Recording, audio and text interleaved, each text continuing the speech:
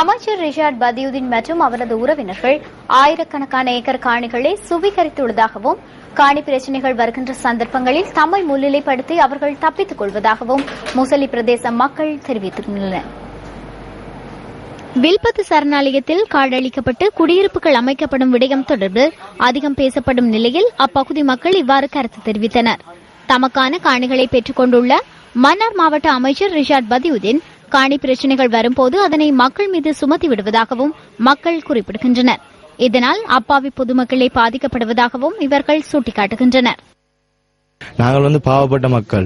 ஆனால் மன்னார் மாவட்ட அமைச்சரும் அவருடைய தம்பிமார்களும் அவருடைய உறவினர்களும் அவங்க இடங்கள் ஆக்கிரமிச்சு வச்சிருக்காங்க. ஏக்கர் கணக்கில் 1000 ஏக்கர் கறி ஆக்கிரமிச்சு வச்சிருக்கிறாங்க. அந்த இதுக்கும் அவங்க என்ன செய்யறாங்க, அந்த இதை எங்களோட ஒப்புறாங்க. அந்த நாங்கள் ஆக்கிரமிச்ச ஏக்கரை இந்த தமிழ் மக்களுக்கு தான் நாங்க கொடுத்திருக்கோம் அப்படின்னு சொல்லி, அதுக்கும் அந்த அவங்க ஆக்கிரமிச்ச அந்த காணிகளுக்கும் எங்களுக்கு வழங்கப்பட்ட காணிகளுக்கும் எந்த விதமான சம்பந்தமும் இல்லை. அந்த காணி தொடர்பாக நீங்க அவங்களுக்கு விசேட ஆணைக்குழுகளை போட்டு நீங்க அவங்களோட அதுகளை பார்த்துக்கொள்ளுங்க.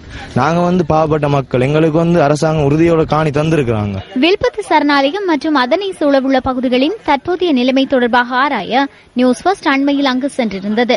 வில்பத்து சரணாலயத்தில் நேற்று முன்தினம் வனவள பாதுகாப்பு திணைக்களத்தின் பெயர் பலகை காணப்பட்ட போதிலும் நேற்றைய தினம் அது அகற்றப்பட்டிருந்ததை எம்மால் அவதானிக்கக்கூடியதாக இருந்தது.